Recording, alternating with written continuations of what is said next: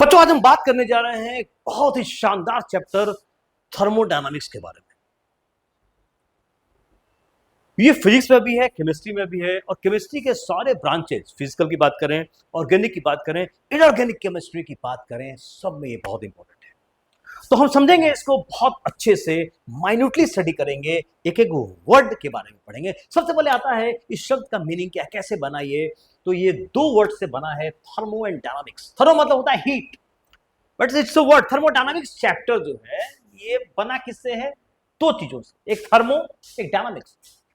What is thermo? इसका मतलब होता है हीट।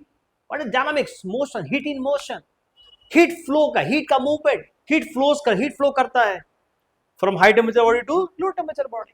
तो हीट के मूवमेंट की तो बात कर रहा है, लेकिन ये शाब्दिक अर्थ है। ये क्या बात कर रहा है? अगर हम डिटेल में जाएं, it deals with energy changes in all physical and chemical processes.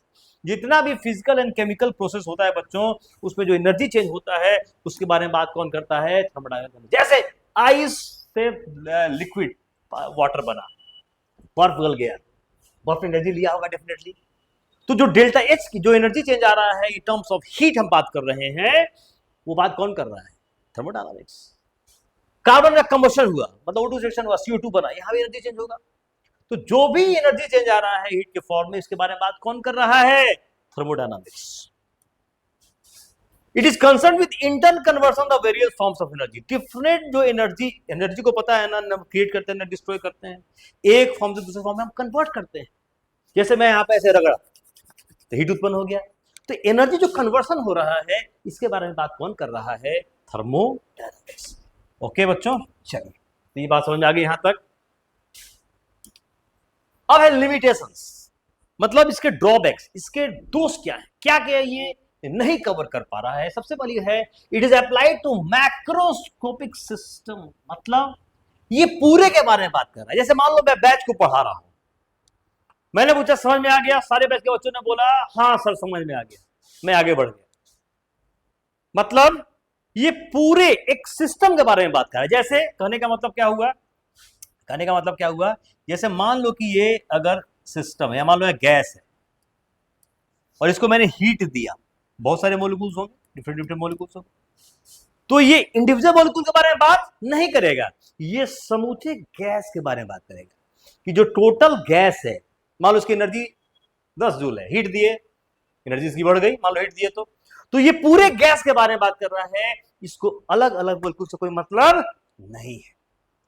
इसका मतलब हुआ मैक्रो, ये पूरे के बारे में, मतलब इसको इंडिविजुअल मॉलिक्यूल से मतलब नहीं। जैसे मुझे ये मतलब नहीं है कोई अलग अलग बच्चा से मैं नहीं पूछ रहा हूं उठा के कि तुम समझे कि नहीं समझे, मैं बात कर रहा हूं पूरे बैच की। समझ आ गया? ये सर। वैसे ही इस पूरे गैस ने कितनी एनर्जी ले ली, इसके बारे में बात करेगा थर्मोडायनामिक्स। लेकिन उस गैस के प्रत्येक मॉलिक्यूल ने कितनी कितनी एनर्जी ली, इसके बारे में कोई इसको मतलब नहीं है। बात समझ में आ गया? ये हुआ तुम्हारा मैक्रोस्कोपिक सिस्टम का मतलब। ठीक। दूसरी बात ये बताएगा, it tells about the feasibility of process. जैसे ए से बी होगा या नहीं होगा ये बताएगा, लेकिन किस रेट से होगा इसके बारे में बात नहीं करता है thermodynamics. It tells about feasibility of a process, कि कोई प्रोसेस संभव है कि नहीं संभव है ये बताएगा, बट ये नहीं बताएगा कि किस रेट से होगा। रेट के बारे में कौन बताता है? केमिकल काइनेटिक्स बताता है रेट के बारे में। तो ये दो इंपॉर्टेंट लिमिटेशंस हैं, दो इंपॉर्टेंट क्या है, ड्रॉबैक्स हैं किसके? थर्मोडायनामिक्स के। अच्छा, अब बात करते हैं कुछ important terms. System, surroundings and boundary. System का मतलब बच्चों होता है जिसकी भी हम स्टडी कर रहे हैं। अगर इस पेन की स्टडी कर रहे हैं तो पेन हो जाएगा सिस्टम। अगर इस बोर्ड की स्टडी कर रहे हैं तो बोर्ड हो जाएगा सिस्टम। सेलेस बैठा हुआ मेरे सामने, अगर सेलेस की स्टडी कर रहे हैं तो सेलेस क्या हो जाएगा? सिस्टम। बैच को पढ़ा रहा हूं, अगर हम बैच के बारे में बात कर रहे हैं तो बैच क्या हो जाएगा? सिस्टम। अगर इस कप की स्टडी हम कर रहे हैं तो कप क्या हो जाएगा? सिस्टम। बात समझ आई? तो it is the part, universe, ब्रह्मांड, हम लोग ब्रह्मांड के तो पार्ट हैं। It is the part of the universe, universe का वो पार्ट जिसकी जांच हो रही है, मतलब जिसके बारे में हम स्टडी कर रहे हैं, उसको कहते हैं क्या? सिस्टम। सराउंडिंग्स, सिस्टम को छोड़ के जो भी पार्ट बचा वो सराउंडिंग हो जाएगा। जैसे ये सिस्टम है तो ये सब पार्ट क्या हो जाएगा? सराउंडिंग्स हो जाएगा। ठीक। Remaining part of the universe excluding system is called surroundings. और जो, अब सोचो, अब सिस्टम या सराउंडिंग है तो कुछ तो होना चाहिए जो दोनों को अलग करे। तो जो सिस्टम एंड सराउंडिंग दोनों को अलग कर रहा है उसको क्या बोलेंगे हम? बाउंड्री बोलेंगे। जैसे इसमें इस कप के अंदर कॉफी है तो कॉफी क्या हो गया? सिस्टम। और ये क्या हो गया? बाउंड्री। ये क्या हो गया? इस सारे पार्ट्स सराउंडिंग्स हो गए। आई बात समझ में? गुड, हो गया। तो बाउंड्री क्या है? It separate the system from surrounding, जो सिस्टम को सराउंडिंग से अलग करे। देखो अब जैसे ये पानी के बारे में बात कर रहे हैं तो ये हो गया लिक्विड सिस्टम हो गया, इसको छोड़ के सारा पार्ट सराउंडिंग्स। अब ये जो देख रहे हो ये पार्ट पानी को अलग कर रहा है सराउंडिंग से, ये क्या हो जाएगा? बाउंड्री हो जाएगा। अब आता है कि बाउंड्री के सर टाइप्स कितने हो सकते हैं बच्चों, ये भी लोग नहीं जानते हैं। तो बाउंड्री में बी रियल और इमेजिनरी। अब बताओ कि अगर सिस्टम हूं तो वेयर इज द बाउंड्री? अगर मान लो कि मैंने इस पूरे को ही सिस्टम मान लिया तो वेयर इज द बाउंड्री? तब एक इमेजिनरी लाइन खींच दोगे। मान लो कि इमेजिनरी लाइन है जो दोनों को अलग कर रहा है, किसको? सिस्टम एंड सराउंडिंग्स को। अब मैं ही सिस्टम हूं तो मान लो कि एक लाइन है जो हमको अलग कर रहा है सराउंडिंग से। तो वही कहता है क्या कि सिस्टम में भी रियल और इमेजिनरी। अब यहां तो ये रियल है, जैसे अगर सिस्टम पानी हो तो ये बाउंड्री दिख रहा है मुझे, लेकिन पूरा ही सिस्टम ले ले तो यहां के बात करेंगे तो ये where is the boundary here. तो मानो कोई इमेजिनरी पार्ट है जो सिस्टम को अलग करा सराउंडिंग से। तो बाउंड्री कैन बी रियल और इमेजिनरी। बाउंड्री में भी रिजिड और नॉन रिजिड। क्या क्या मतलब भाई? अब देखो बच्चों, मैं यहां पे दिखा दूं तुमको। देखो देखो, अब जैसे मान लो कि ये यहां पे एक सिलेंडर है और यहां एक पिस्टन लगा है और यहां गैस है। तो ये तो बाउंड्री है। देखो ये सिस्टम अगर है तो ये बाउंड्री, ये रिजिड है, ये फिक्स से बदलेगा नहीं। लेकिन पिस्टन ऊपर नीचे हो सकता है ना, अगर गैस का प्रेशर ज्यादा हो तो पिस्टन विल मूव अप। तो यहां रिजिड हुआ, फिक्स है जो चेंज नहीं करेगा, और ये पिस्टन क्या हो जाएगा? Non rigid. तो बाउंड्री में भी रिजिड और नॉन रिजिड। क्लियर बच्चों? Very good. बाउंड्री में भी डायथर्मिक और एडियाबैटिक। डायथर्मिक का मतलब होता है जहां से हीट का फ्लो हो। इसके अंदर कॉफी है, अब यहां से हीट, अगर हम इसको हीट दें यहां पर, ठीक है, तो यहां से हीट का फ्लो करेगा, डेफिनेटली हीट का फ्लो करेगा। बहुत गर्म अगर है तो यहां से हीट का फ्लो है, high temperature to low temperature. अगर हम बाहर से दें, इसको रख दें किसी गैस स्टोव पर, किसी वेसल में जहां पे आग जल रही हो, गैस सिलेंडर, ये स्टोव, या फिर क्या बोलते हैं उसको, मतलब कोई भी चीज, जैसे आप जो चूल्हा यूज करते हो उसके ऊपर रख दो। तो अगर हीट का फ्लो हो रहा है वहां से, मतलब अगर यहां से हीट का फ्लो हो रहा है, अब गैस है यहां, अब यहां से हीट का फ्लो हो रहा है, तो ये क्या है? डायथर्मिक, जहां से हीट का फ्लो हो सके। अगर फ्लो नहीं हो तो एडियाबैटिक, जैसे थर्मस में होता है। थर्मस फ्लास्क के अंदर वाला जो रहता है वो क्या होता है? एडियाबैटिक होता है। एडियाबैटिक का मतलब है जो हीट का फ्लो नहीं होने दे। बात समझ में आ गई? तो डायथर्मिक का मतलब जो हीट का फ्लो करा दे, और एडियाबैटिक का मतलब हुआ जो हीट का फ्लो नहीं करा पाए। तो बॉन्ड कितने टाइप्स हो सकते हैं बच्चों? रियल और इमेजिनरी, रिजिड और नॉन रिजिड, डायथर्मिक और एडियाबैटिक। बात समझ में आई? चलिए, अब है सिस्टम के कितने प्रकार हैं? 3 तरह के, ओपन, क्लोज, आइसोलेटेड। अब ऐसी समझ लो,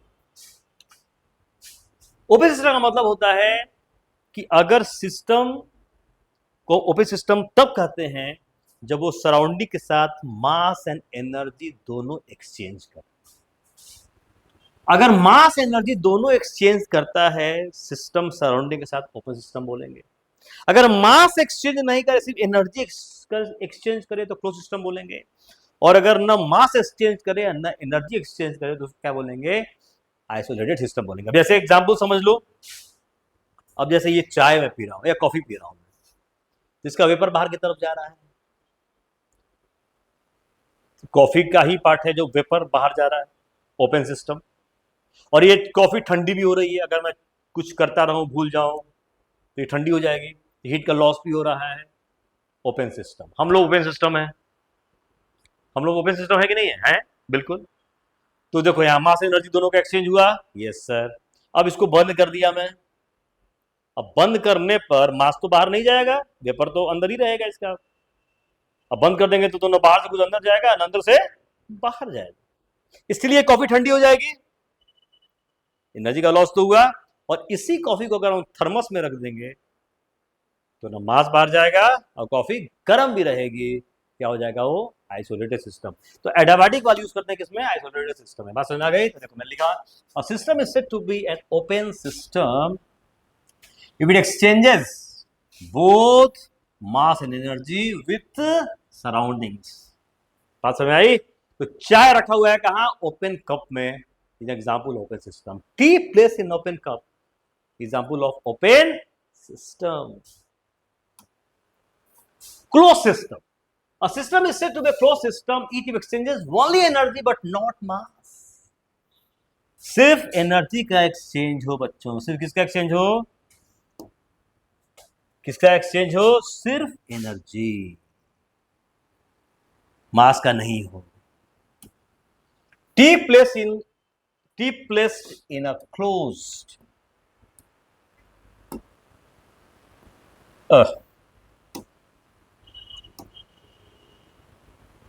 in a closed cup, example of closed system।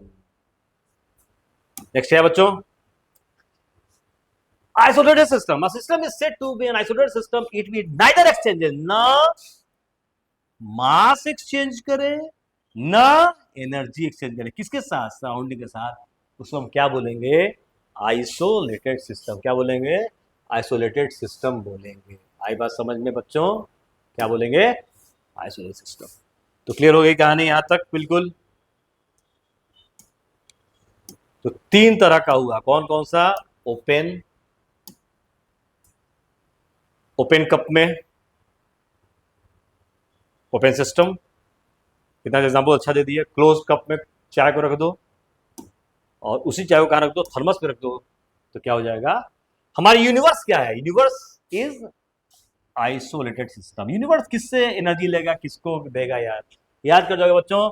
Universe जो है हमारा किसका एग्जांपल है, universe is an example of isolated system. ठीक, चलिए अब आते हैं वर्क के कंसेप्ट। वर्क क्या होता है, बहुत इंपॉर्टेंट है बच्चों, वेरी वेरी इंपॉर्टेंट, ये सब बेसिक चीज मैंने बताई। वर्क को समझने के लिए मैंने एक सिलेंडर लिया, क्या लिया, सेलेस सिलेंडर लिया। क्या लिया बच्चों, सिलेंडर लिया।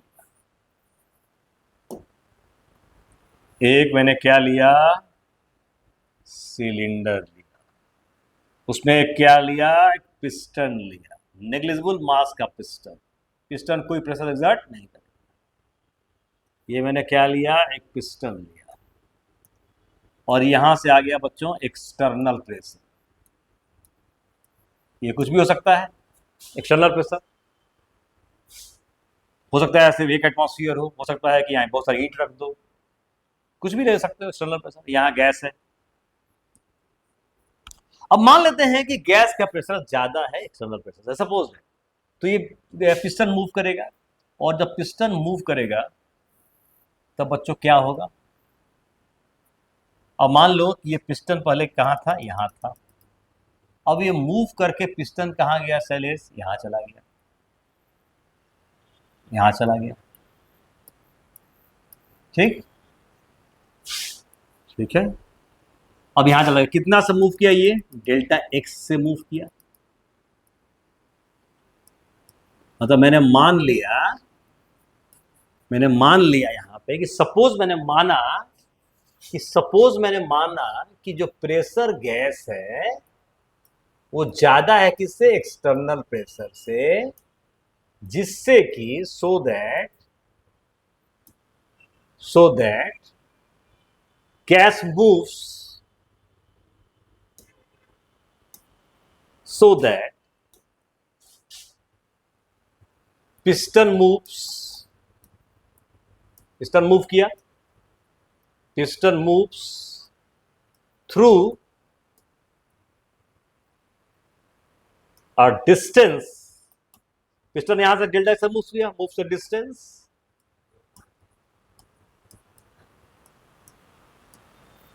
डेल्टा एक्स, तो डेल्टा एक्स से मूव कर गया। पिस्टन वाले कहां था, यहां था, अब कहां से चला गया, यहां चला गया। तो पिस्टन कितना से मूव किया, डेल्टा एक्स से मूव कर रहा है। अब हम यहां बात करेंगे कि वर्क कितना हुआ।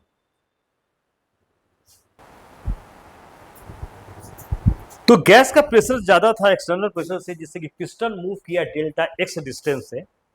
तो अब हम यहां बात करेंगे कि वर्क कितना हुआ। तो बच्चों वर्क क्या होता है, वर्क होता है force into displacement. Work done जो होगा, अगर डब्ल्यू से हम बताएं तो वर्क क्या होता है, वर्क होता है force into displacement.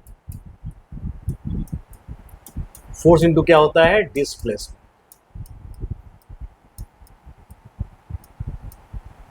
Work done जो होगा वो क्या होगा, फोर्स इनटू डिस्प्लेसमेंट।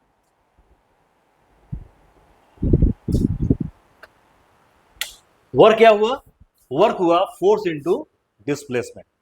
तो आखिर हम बात करते हैं वर्क की कि आखिर, अच्छा अब पूरे समझते हैं कि डिस्प्लेसमेंट कितना हुआ, डेल्टा एक्स। फोर्स, तो अगर हम बात कर रहे हैं यहां पर डब्ल्यू का, तो डब्ल्यू क्या हो जाएगा, तो ये force of gas into delta x. ठीक, अब गैस ऐसे फोर्स लगा रहा है बच्चों, और थोड़ा सा इसको डीप में स्टडी करें हम, तो यहां पर हम देखते हैं जरा क्या चीजें हो रही हैं।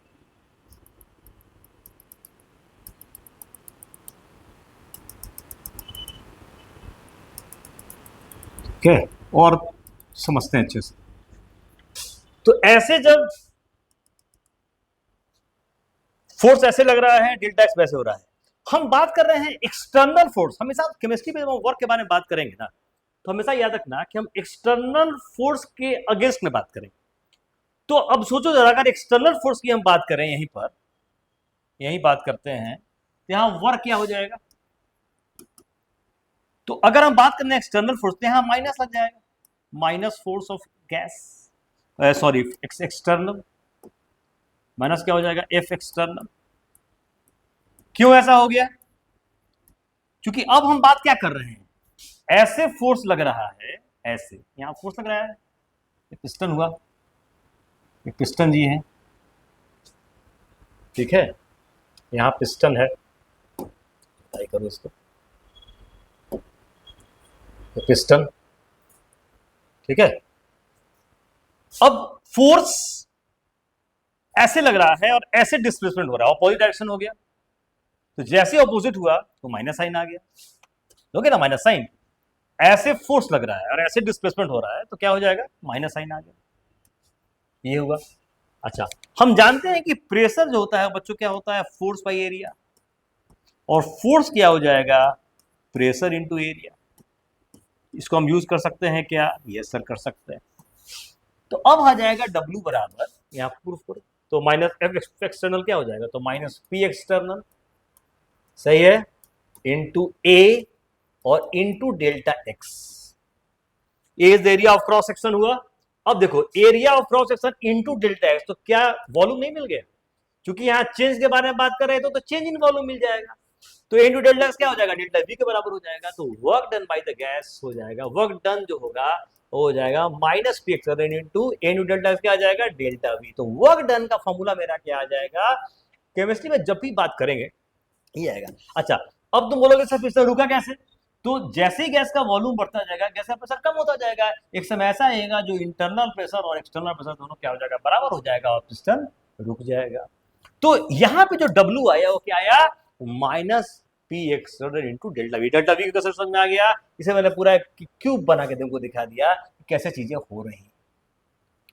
ठीक, अब यहां हम बात कर रहे हैं W बराबर आ गया minus P external delta we. अब डेल्टा वी अगर पॉजिटिव हुआ तो for expansion delta V positive होगा, तो W नेगेटिव हो जाएगा, और for compression delta we negative हो जाएगा, माइनस माइनस क्या हो जाएगा, प्लस हो जाएगा। ठीक है, तो मैं जरा इसको यहां दिखाऊं बच्चों, W क्या आ जाएगा, और डब्ल्यू आ जाएगा, बस यही फॉर्मूला याद हो गया, सब बन जाएगा क्वेश्चन। कोई अलग से साइन कन्वेंशन देखने की कोई जरूरत नहीं है, यहीं पे हो जाए। तो हम लिख सकते हैं ना भाई कि फॉर एक्सपेंशन, एक्सपेंशन में डब्ल्यू, एक्सपेंशन में क्या होगा, फॉर एक्सपेंशन, एक्सपेंशन के लिए डेल्टा वी क्या हो जाएगा, पॉजिटिव, और फॉर कंप्रेशन, कंप्रेस हुआ मतलब वॉल्यूम कम हुआ, डेल्टा वी क्या हुआ, नेगेटिव। तो for expansion, for expansion W क्या हुआ, नेगेटिव,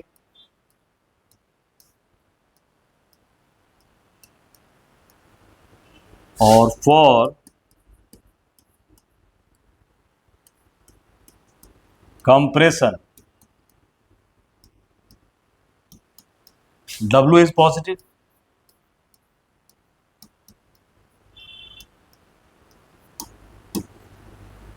एक्सपेंशन के लिए डब्ल्यू क्या हो जाएगा, नेगेटिव हो जाएगा। क्यों, डेल्टा वी पॉजिटिव है, पॉजिटिव इंटू नेगेटिव, नेगेटिव। और अगर कंप्रेशन होगा, जैसे एक्सपेंशन होगा तो गैस ऐसे एक्सपेंड किया, कंप्रेशन में गैस कंप्रेस हुआ, वॉल्यूम कम होने लगा, नेगेटिव नेगेटिव पॉजिटिव होगा, डब्ल्यू पॉजिटिव होगा। ये साइन कन्वेंशन हो गया, कोई अलग से कोई जरूरत नहीं है जानने की। ठीक है बच्चों, बात समझ में आ गई यहां तक। अब बात करते हैं कि व्हाट इज फ्री एक्सपेंशन। तो देखो, व्हाट इज फ्री एक्सपेंशन का मतलब होगा कि जब गैस वहां एक्सपेंड करे, जब एक्सटर्नल प्रेशर जीरो हो जाए। तो सोचो ना जरा, अगर ये जीरो हो जाएगा, डब्ल्यू क्या हो जाएगा, जीरो हो जाएगा। अब तुम एग्जामिनेशन, तुम सोचो पढ़ रहे हो लेकिन एग्जामिनेशन नहीं दे रहे हो, मतलब तुम पर कोई प्रेशर नहीं आ रहा है एक्सटर्नल, तो वर्क डन इज जीरो। तो अगर गैस एक्सपेंड करे, एक्सपेंड कर रहा है, लेकिन अगर एक्सटर्नल प्रेशर जीरो हो तो वर्क क्या हो जाएगा, जीरो हो जाएगा। This is very important question बच्चों, इस पर ध्यान दोगे। फ्री एक्सपेंशन ऑफ गैस क्या कहता है, when a gas expends in vacuum it is called free expansion. For free expansion W क्या हो जाता है, जीरो हो जाता है। बहुत बढ़िया, इंपॉर्टेंट पॉइंट्स। किसी भी सिस्टम के पास हीट या वर्क नहीं होता बच्चों, याद रखना, किसी भी सिस्टम के पास हीट या वर्क नहीं होता। देखो, हीट फ्लो है और वर्क कब हो रहा है, जब external internal pressure, external pressure और इंटरनल प्रेशर दोनों में डिफरेंस हो, तभी तो वर्क हो रहा है ना। अब सोचो जरा, अगर ये दोनों यहां बाहर अंदर प्रेशर बराबर हो गया, यहां गैस था, तो कोई वर्क नहीं होगा। तो गैस वर्क कब करता है, जब एक्सटर्नल इंटरनल प्रेशर में डिफरेंस हो।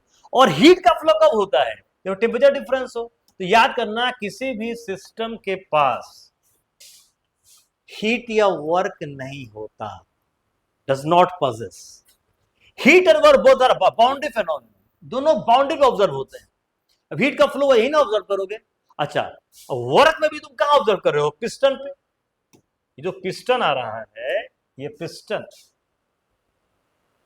ऊपर गया, एक्सपेंडिचर गया, कंप्रेशन, तो पिस्टन क्या है, ये बाउंड्री हुई कि नहीं हुई, तो पिस्टन क्या है, बाउंड्री। तो हम लोग बाउंड्री पे ही ऑब्जर्व कर सकते हैं। ठीक है, बात समझ आ गई बच्चों। ये माइनस समझ में आ गया, क्यों हुआ समझ में आ गया, क्योंकि ये और ये दोनों अपोजिट डायरेक्शन में, इसलिए माइनस आया। ये और ये दोनों अपोजिट डायरेक्शन में।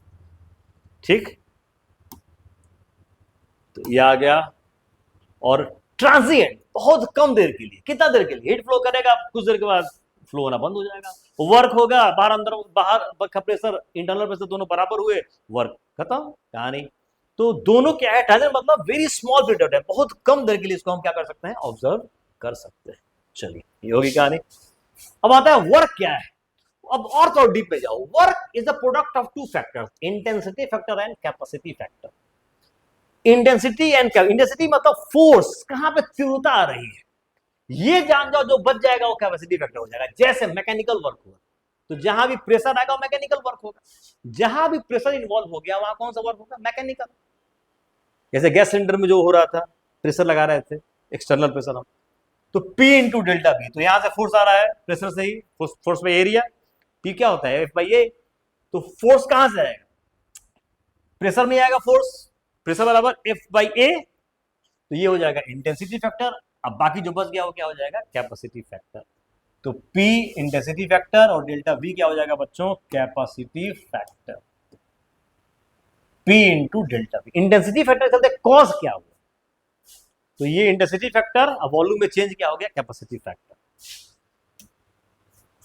Gravitational work mg into H, intensity देखो फोर्स यहां से आ गया, इंटेंसिटी फैक्टर, एच क्या हो गया, अब यहां कोई बॉडी है, फोर्स क्या लग रहा है mg, कैपेसिटी किस हाइट पे लग रहा है, H, this is capacity factor. तो mg हो जाएगा इंटेंसिटी फैक्टर, mg क्या हो जाएगा, इंटेंसिटी फैक्टर, mg क्या हो जाएगा, इंटेंसिटी फैक्टर, और h क्या हो जाएगा, capacity factor. Electrical work charge गुने पोटेंशियल डिफरेंस, अब पोटेंशियल डिफरेंस क्या हो जाएगा, ये हो जाएगा इंटेंसिटी फैक्टर। क्यों, इसी डिफरेंस पे ना चार्ज का फ्लो होता है। सोचो जरा कि अगर ये पॉजिटिव है और ये नेगेटिव है, इलेक्ट्रॉन फ्लो करेगा किधर, नेगेटिव पॉजिटिव की तरफ, तो इसको फ्लो कौन कराया, फोर्स कौन लगाया इसको, ये। अगर आप कंफ्यूज करते हो तो याद रखना, मैक्सिमम पोटेंशियल डिफरेंस को क्या बोलते हैं, इलेक्ट्रोमोटिव फोर्स बोलते हैं। आ गया फोर्स कहां, यहां तो आ गया चीजें, ठीक है, इलेक्ट्रॉन किधर गया, इधर की तरफ गया, पॉजिटिव की तरफ। तो पोटेंशियल डिफरेंस ही फोर्स प्रोड्यूस कर रहा है ना, इसलिए जो पोटेंशियल डिफरेंस होगा वो इंटेंसिटी फैक्टर हो जाएगा, और जो चार्ज होगा वो क्या हो जाएगा, कैपेसिटी फैक्टर हो जाएगा। क्लियर बच्चा, बहुत बढ़िया। अब एक क्वेश्चन देखते हैं, कहता है कैलकुलेट डब्ल्यू, वर्क निकालिए when gas expands by 0.5 meter against a constant external pressure of 1 atmosphere. एक एटमॉस्फेयर एक्सटर्नल प्रेशर है, 0.5 डेल्टा वी है। तो बच्चों डब्ल्यू क्या होता है बताओ, तो डब्ल्यू होता है क्या, अच्छा एक्सपेंड कर रहा है तो हो जाएगा माइनस पी डेल्टा वी, समझ में आ गया, ये है ना फॉर्मूला। डब्ल्यू क्या हो जाएगा, minus P expand into delta we, ठीक। अब ये एक्सटर्नल प्रेशर कितना दिया है, -1 एटमॉस्फेयर दे रहा है, ठीक है, और डेल्टा वी कितना दिया है, 0.5, ये कितना दिया है, 0.5 लीटर, ये हो जाएगा -0.5 एटमॉस्फेयर लीटर। क्या हम लोग डब्ल्यू इसी में यूज करते हैं यूनिट, नो सर, जूल में यूज करते हैं। अब यूज करो, एक रफ वर्क करते हैं जरा, हम क्या करते हैं, एक रफ वर्क करते हैं, क्या करते हैं, एक रफ वर्क करते हैं, ठीक है, क्या करते हैं, rough work.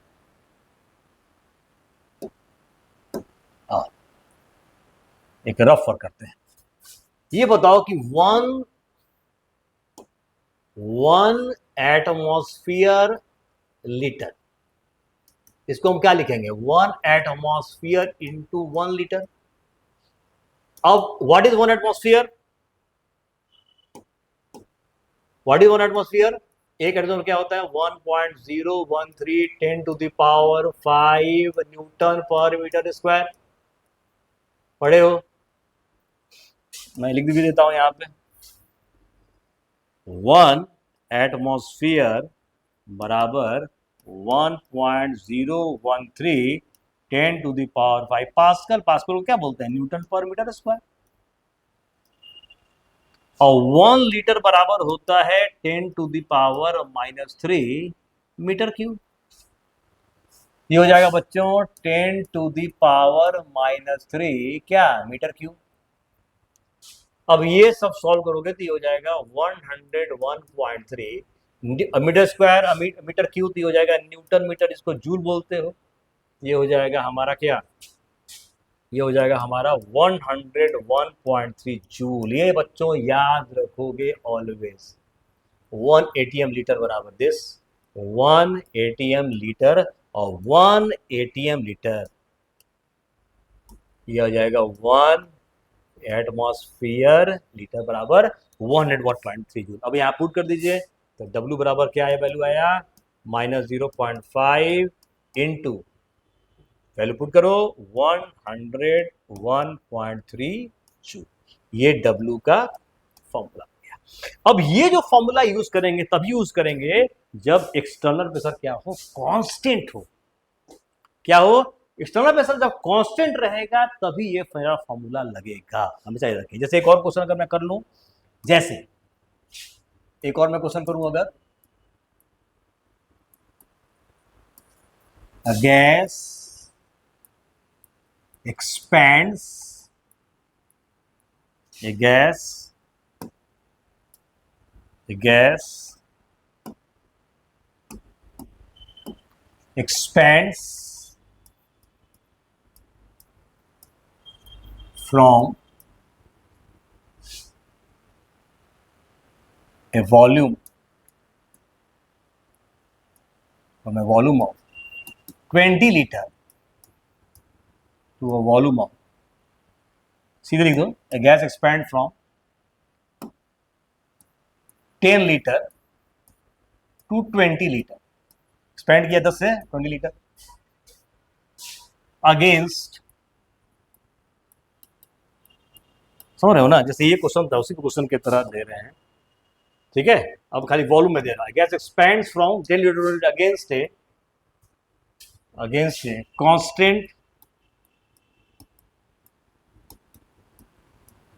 External pressure of 1 atmosphere, calculate W. Gas expand कहां किया, एक्सपैंड फ्रॉम 10 लीटर टू, पहले कितना वॉल्यूम था 10 लीटर, अब कितना वॉल्यूम हो गया 20 litre. Gas expands from 10 litre to 20 litre. इसको सॉल्व करके पॉज करके सॉल्व करो।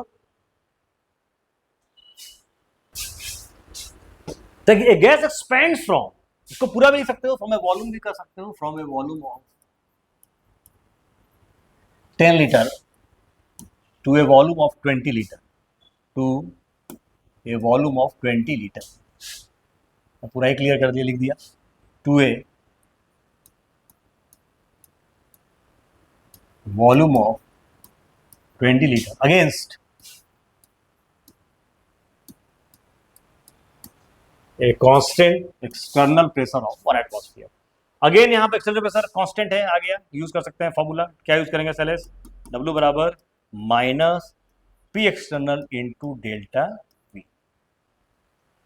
अब क्या आ जाएगा, माइनस एक्सटर्नल प्रेशर कितना है 1 एटमॉस्फेयर, तो ये हो गया -1, आराम से पुट कर दो। डेल्टा वी कितना है 10 से 20, मतलब चेंज कितना होगा 10 से 20 आ रहा है, चेंज कितना 10 होगा, ये 10 हो गया, ठीक है। ये हो जाएगा एटमॉस्फेयर लीटर, सो किसे गुना कर देंगे 101.3 जूल से, बस आंसर जाएगा।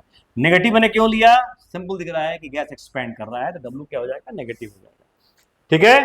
तो for expansion work is negative, जैसे मैंने यहां पर किया था। नेगेटिव क्यों आया था, क्योंकि एक्सपेंशन हो रहा था, ठीक है, क्या हो रहा था एक्सपेंशन। तो जब भी एक्सपेंशन होगा तो वर्क क्या होगा नेगेटिव। एक फॉर्मूला से यूज करेंगे, अपने आप सब कुछ समझ में आ जाएगा, बस यही यूज करेंगे।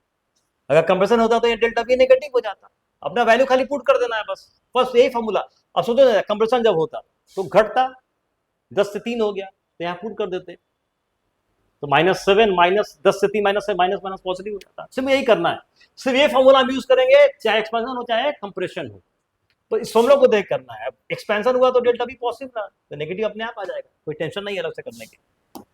तो जब भी याद रखोगे कि नेगेटिव आने का मतलब ही है कि एक्सपेंशन हो रहा है, लिख भी दे रहा था कैसे एक्सपेंड कर रहा है, ठीक है। तो ये हम आ जाएंगे एटमॉस्फेयर लीटर में, इसे किससे गुना कर देंगे 101.3, क्यों, अभी मैंने बता दिया कि 180 लीटर क्या होता है 101.3 जूल, बस में कन्वर्ट हो जाएगा। तो क्या बच्चों यहां तक समझ आई बात। तो अब हम नेक्स्ट वीडियो जब मैं बताऊंगा, अभी मैंने क्या बताया कि ये फॉर्मूला लागू कब होगा, जब एक्सटर्नल प्रेशर कांस्टेंट हो। अगले वीडियो में हम डिस्कस करेंगे कि अगर एक्सटर्नल प्रेशर कांस्टेंट नहीं होता है तब हम वर्क कैसे निकालेंगे, ये मैं बात करूंगा नेक्स्ट वीडियो में। आज वाले वीडियो मैंने क्या बताया, एक्सटर्नल प्रेशर कांस्टेंट अगर है तो वर्क हम कैसे निकाल सकते हैं। समझ में आई बात। Thank you so much.